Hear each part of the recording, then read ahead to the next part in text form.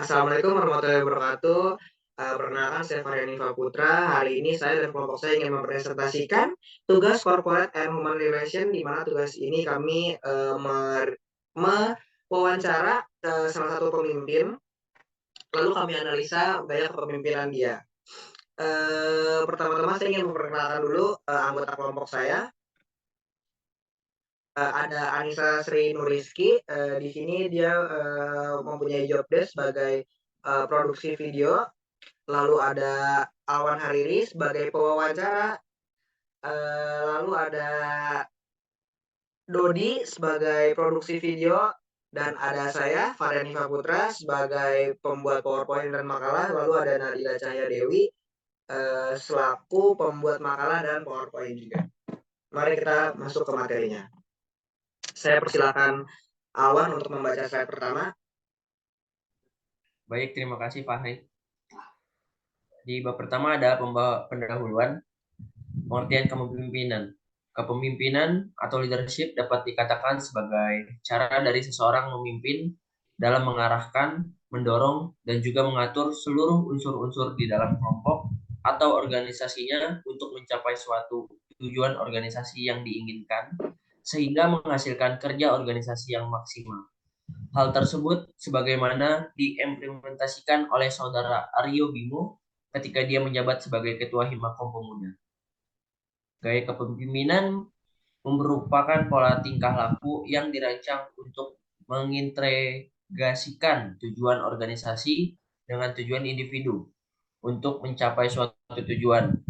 Dasar yang sering digunakan untuk mengelompokkan gaya kepemimpinan adalah tugas yang harus dilakukan oleh pemimpin, kewajiban pemimpin, dan falsafah yang dianut oleh pemimpin. Metode kepemimpinan. Ada beberapa metode kepemimpinan. Yang pertama ada kepemimpinan otoriter. Yang kedua ada kepemimpinan partisipatif. Yang ketiga ada kepemimpinan delegatif. Dan yang keempat ada kepemimpinan visioner. Lalu di slide selanjutnya akan dibacakan oleh Saudara Nadila. Makasih Alwan. Di sini ada biografi narasumber Aryo Bimo Adipura yang kerap disapa Bimo atau Arbim, lahir di Jakarta tanggal 5 Mei 2003. Beliau menempuh pendidikan formal di SD Kenari 12 Jakarta selama 6 tahun, dilanjutkan dengan bersekolah di SMPN 18 Jakarta selama 3 tahun, dan SMA 7 Jakarta selama 3 tahun. Setelah lulus, Saudara Bimo melanjutkan ke jenjang yang lebih tinggi, yaitu menempuh pendidikan S1 di Fakultas Komunikasi dan Bahasa, Universitas Bina Sarana Informatika, jurusan Ilmu Komunikasi. Awal ketertarikan Saudara Bimo mengikuti organisasi Himakom semenjak semester 1, yang dimana masih dilanda COVID-19 yang mengharuskan perkuliahan secara daring. Selama 1 tahun, beliau mendapat ilmu di organisasi tersebut, seperti cara berbicara di depan umum, cara menyelesaikan masalah, dan bagaimana cara memimpin. Sampai pada akhirnya, beliau terpilih sebagai Ketua Himakom Pemuda. Selanjutnya akan dibacakan oleh Dodi. Baik, terima kasih Nadila. Selanjutnya yaitu mengenai bab 2 pembahasan analisis hasil wawancara. Dalam foto di atas, tampak host wawancara memakai flanel selayaknya pakaian mahasiswa formal dan saudara Bimo memakai kemeja hitam dipadukan oleh celana bahan hitam yang mengindikasikan pakaian formal. Adapun hasil wawancara dalam video tersebut adalah sebagai berikut.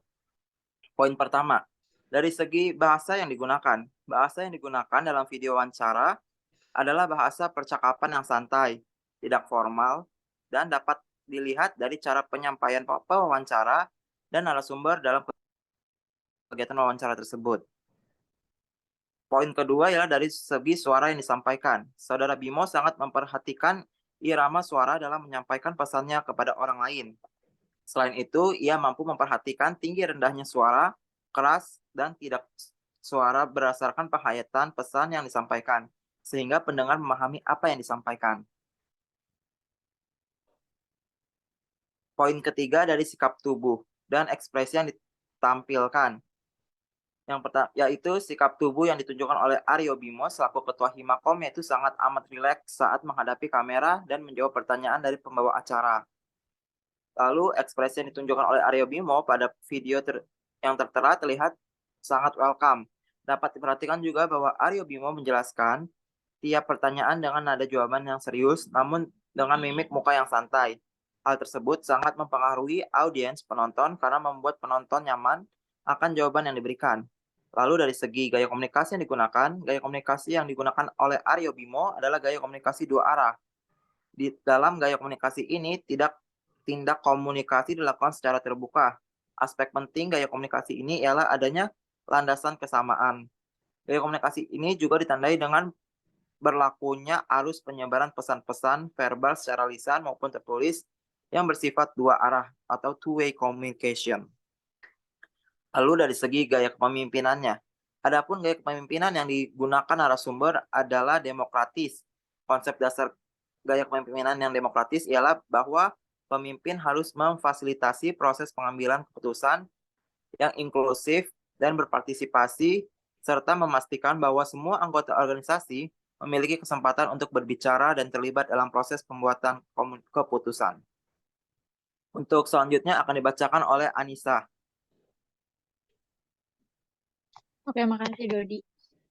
Dapat disimpulkan dari analisa di atas mengenai gaya kepemimpinan Aryo Bimo Adipura selaku Ketua Himakom UPSI Pemuda bahwa ia merupakan orang yang demokratis.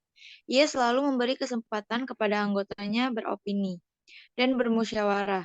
Dari cara ia berbicara dan berekspresi juga terlihat bahwa ia merupakan orang yang sangat menerima saran dan masukan karena ia terlihat begitu welcome saat wawancara. Ia juga merupakan orang yang begitu santai karena dapat dilihat dari cara ia berbahasa sangat menyesuaikan dengan lingkungan sekitar. Kepemimpinan yang diterapkan oleh Aryo Bimo sangatlah positif, karena dengan begitu Aryo Bimo dapat mendapat masukan serta saran mengenai apa saja kekurangan atau hal yang dibutuhkan di dalam organisasi tersebut. Ia menyebutkan juga bahwa dengan diterapkannya gaya kepemimpinan, demokrasi dapat meminimalisir kendala atau masalah di dalam sebuah organisasi. Karena dengan gaya kepemimpinan demokrasi, kendala atau masalah yang muncul ke permukaan akan dibicarakan secara bersama dan dicari jalan tengah untuk menyelesaikannya. Oke, selanjutnya ditutup oleh Fahri.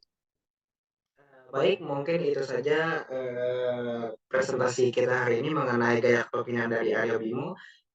Berikut adalah sesi diskusi kami bersama Aryo Bimo selaku narasumber. Mungkin itu saja yang dapat kami sampaikan hari ini.